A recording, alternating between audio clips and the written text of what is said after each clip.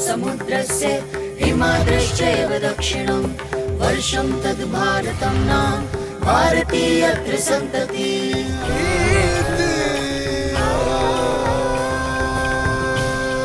प्रिय विद्यार्थीगण, मैं मुकुंद आप सबका स्वागत करता हूं मेरे स्टडी चैनल PSRM स्टडीज़ में।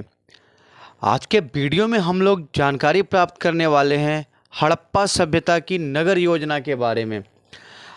इससे पिछले वीडियो में हम लोगों ने हड़प्पा सभ्यता के परिचय को प्राप्त किया था। हड़प्पा सभ्यता के विभिन्न नगर, उनकी खोज, उनके खोजकर्ता, उनका स्थान, उनकी स्थिति और भारत और पाकिस्तान में हड़प्पा सभ्यता से संबंधित नगरों के बारे में जानकारी प्राप्त की थी हम लोगों ने। आज के वीडियो में हम लोग इसी जानकारी को आगे बढ़ाते हुए हड़प्पा सभ्यता की नगर योजना के बारे में जानकारी प्राप्त करते हैं। हड़प्पा सभ्यता जो आज से लगभग 4500 वर्ष पूर्व सिंधु और सरस्वती नदी घाटी के क्षेत्र में विकसित हुई थी। यह सभ्यता तत्कालीन की 4 प्राचीनतम सभ्यता में से सर्वप्रमुख है और यह सभ्यता इतिहास में अपनी नगर योजना के लिए, आधुनिक शैली की नगर योजना के लिए सबसे ज़्यादा महत्वपूर्ण है। हम लोग आज इसी चीज़ के बारे में, इसी नगर योजना की, इनके नगर योजना की खासियत, इनके नगर योजना की वास्तु और बनावट के बारे में आज के वीडियो में जानकारी प्राप्त करने वाले हैं। तो हम लोग ये देखते हैं कि हड़प्पा सभ्यता की सर्वाधिक महत्वपूर्ण विशेषता इसकी नगर योजना है। हड़प्पा जो नगर थे ना, हड़प्पा कालीन नगर जो हैं वो 2 भाग में विभाजित थे। ऐसे प्रमाण मिले हैं जिससे पता चलता है कि हड़प्पा के नगर 2 भाग में विभाजित थे। पश्चिमी भाग में दुर्ग हुआ करते थे, महल, बड़े वाले महल होते थे, ऊंचे महल होते थे, जबकि पूर्वी भाग में नगर होने के साक्ष्य मिलते थे। ऐसा प्रमाण मिला है कि एक हिस्से में जो काफ़ी ऊंचाई पर, थोड़ा ऊंचाई पे स्थित था, तो ऐसा अनुमान लगाया गया कि वहाँ पे संपन्न लोग रहते होंगे या राजा रहते होंगे। जबकि दूसरी तरफ जो नगर के निचले हिस्सों में जो प्रमाण मिले हैं उससे ऐसा प्रतीत होता है कि वहाँ साधारण लोग रहते होंगे। अगर यहाँ पे मिले दुर्ग की बात करते हैं तो वहाँ पे टावर या बुर्ज भी दिखाई देते हैं। साथ ही साथ दुर्ग के साथ हमें राजमार्ग, असेंबली हॉल या सभागार, जलाशय, इन सब के भी प्रमाण मिलते हैं जो इस सभ्यता के नगर योजना के विकसित और समृद्ध होने का प्रमाण है। नगर में दुर्ग के बाहर निचले हिस्सों में सामान्य लोग ईंट के बने मकान में रहते थे, जो साधारण लोग थे। हम लोगों ने पहले ही बात किया है कि शहर के, नगर के एक तरफ जो ऊंची वाले क्षेत्र है वहाँ पे विशिष्ट लोग रहते थे, जबकि निचले क्षेत्रों में ऐसा माना जाता है कि सामान्य लोग रहते होंगे। देखिए यहाँ पे जो नगर थे ना, एक सुनिश्चित योजना के आधार पर प्राचीरों में, जो भी प्राचीर हैं भवन के, उस पे बुर्ज बनाए जाते थे, टावर बनाए जाते थे। वहीं अगर हम लोग हड़प्पा सभ्यता के सड़क व्यवस्था की बात करते हैं, मोहनजोदारो में हमें समतल और चौड़ी सड़क के प्रमाण मिले हैं। हड़प्पा सभ्यता के सड़क संचालन की बात की जाए, सड़क व्यवस्था की बात की जाए, तो मोहनजोदारो में जो सड़क मिले हैं ना, वहाँ पे हमें मोहनजोदारो में चौड़ी और समतल सड़कों के प्रमाण मिले हैं। वहीं मुख्य सड़कों को ना, जो यहाँ पे मोहनजोदारो में जो मुख्य सड़क मिला है उसे पुरातत्ववेत्ताओं ने राजपथ की संज्ञा दी है, उसे राजपथ कहा गया है। और राजपथ की चौड़ाई 9.15 मीटर है। वहीं जो सामान्य पथ होते थे उनकी चौड़ाई 2.75 से 3.66 होती थी। और यहाँ के सड़कों की एक खासियत ये है कि सड़कें एक दूसरे को समकोण पे काटती थी, जिससे नगर कई हिस्सों में बटा होता था। यहाँ के जो नगर होते थे उनके जो सड़कें हैं ना, एक दूसरे को परस्पर समकोण पे काटती थी। और समकोण पे काटने का मतलब क्या है? अगर कई खंडों में विभाजित होगा। देखिए एक चीज़ हम और यहाँ सीखते चलेंगे कि सड़कें जो आपस में एक दूसरे को समकोण पे काटती हैं, जिससे नगर कई खंडों में विभक्त होता है, तो इस पैटर्न को, इस सिस्टम को, इस पद्धति को ऑक्सफोर्ड सर्कस कहा जाता है। ऑक्सफोर्ड सर्कस सिस्टम कहेंगे हम लोग। तो मोहनजोदारो में हमें जो सड़क सिस्टम देखने को मिला है वो ऑक्सफोर्ड सर्कस वाला सिस्टम है।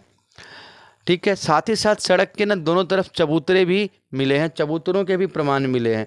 और ऐसा माना जाता है कि ये चबूतरे जो है ना, ये दुकानदार वहाँ पे बैठ के चबूतरों पे अपना सामान या फल वगैरह बेचते होंगे। सड़क जो है ना वो मिट्टी की बनी होती थी और सड़कों के दोनों तरफ सड़कों की सफाई नियमित रूप से होती थी।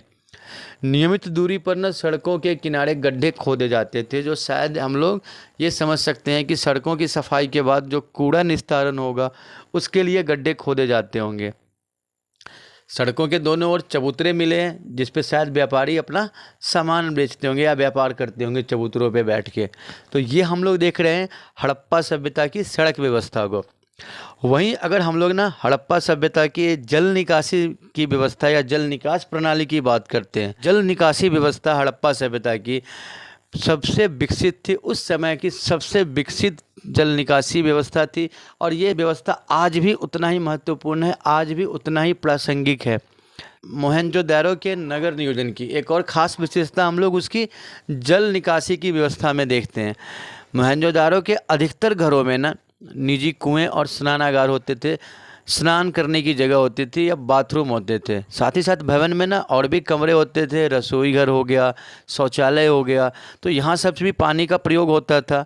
तो भवन से ना पानी की निकासी के लिए हर घर से छोटे छोटे नाले निकलते थे जो बाहर गली में जाके बड़े नाले से मिलते थे। घरों में रसोई, स्नानागार, शौचालय इन सब का पानी छोटी छोटी नालियों से निकलकर गली में बड़ी नाली में मिलता था।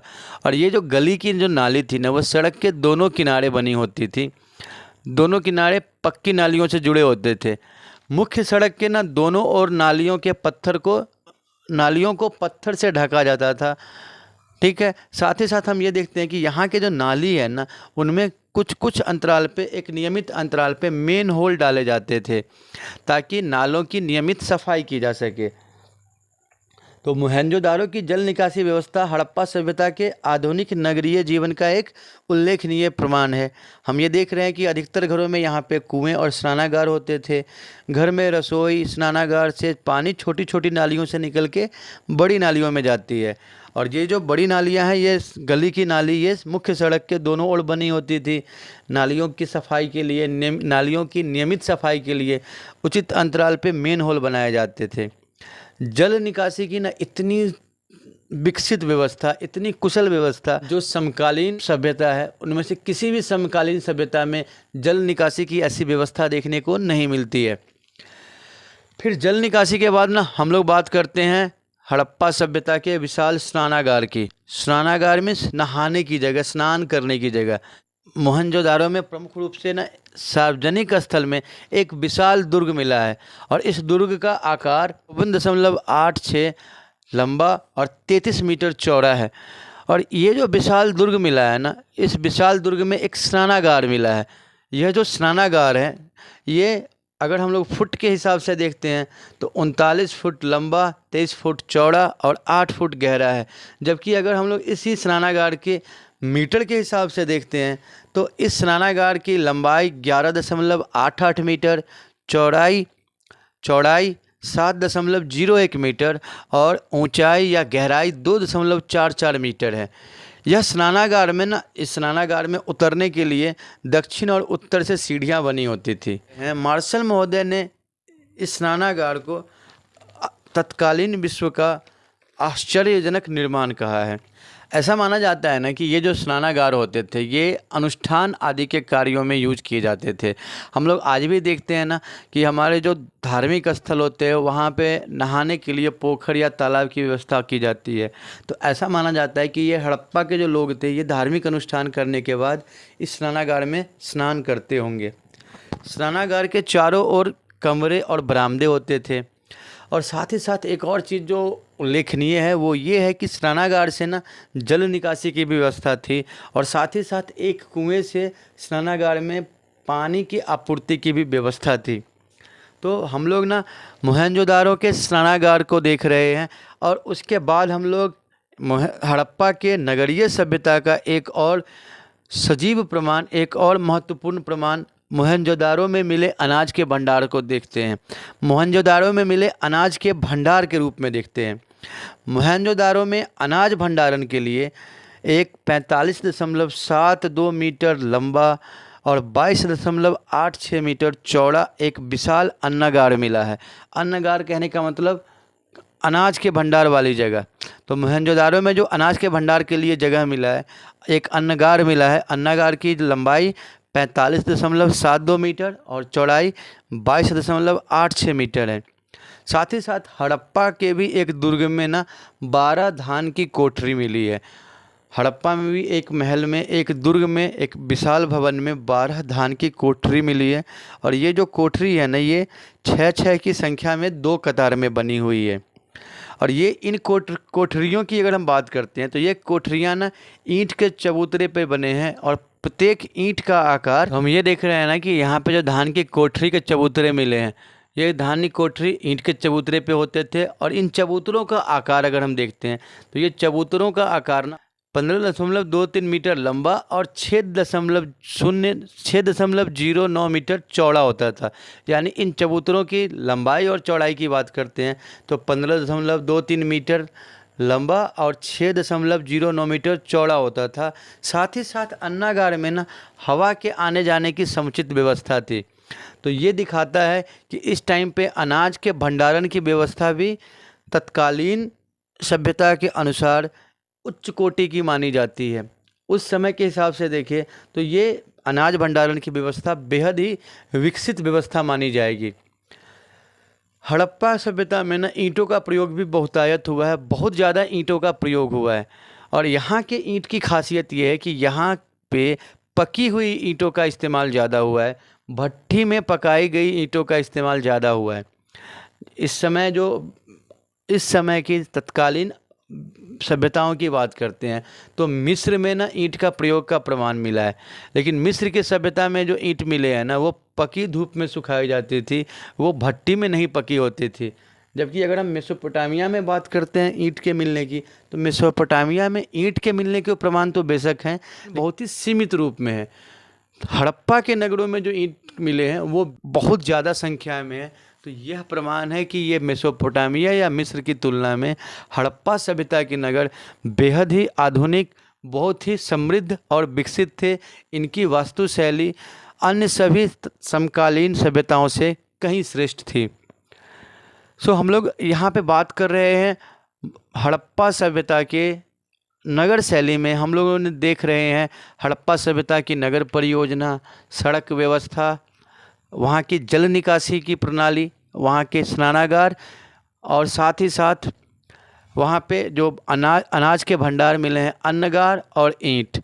हम लोगों ने हड़प्पा के नगर शैली की बात की है। अगर आज के परिप्रेक्ष्य में हम लोग बात करते हैं, आज के समय के हिसाब से देखा जाए और हड़प्पा के नगर योजना के महत्व को समझे, तो आज देखिए इतनी ज़्यादा विकसित परियोजना के बावजूद भी दिल्ली और मुंबई जैसे महानगरों की भी बात करते हैं तो बारिश में हमें ना ये खबर आमतौर पे देखने को मिलती है कि वहाँ पे जल निकासी की सही व्यवस्था नहीं होने के कारण बाढ़ जैसी स्थिति का सामना करना पड़ता है। और दिल्ली और मुंबई जैसे महानगर के साथ जब ये हाल है तो जो साधारण शहर है वहाँ पे ये स्थिति और ज़्यादा विकट हो जाती है। जबकि हम लोग देखते हैं तो आज से 5000 साल पहले जो लोग रहते थे हड़प्पा में, उनके यहाँ के जल निकासी की व्यवस्था देखते हैं तो वो व्यवस्था आज भी बहुत ज़्यादा रेलिवेंट लगता है, प्रासंगिक लगता है। के वीडियो में हम लोगों ने हड़प्पा सभ्यता के नगर योजना के बारे में जानकारी प्राप्त की है। हड़प्पा सभ्यता में मिले नगरों के प्रमाण, सड़क व्यवस्था, अन्नगार, अनाज भंडारण और ईंटों के प्रमाण, ये सभी प्रमाण ना इस बात को प्रमाणित करते हैं, इस बात की उद्घोषणा करते हैं कि हड़प्पा सभ्यता समकालीन सभ्यताओं से कहीं श्रेष्ठ थी, कहीं विकसित थी। मैं उम्मीद करता हूं कि आप हड़प्पा के नगर योजना के बारे में अब काफ़ी अच्छे से समझ गए होंगे। और अगर आपको ये वीडियो पसंद आया है तो आप प्लीज़ हमारे चैनल को लाइक, सब्सक्राइब और शेयर करेंगे और कमेंट के माध्यम से भी आप अपनी प्रतिक्रिया व्यक्त करेंगे। धन्यवाद।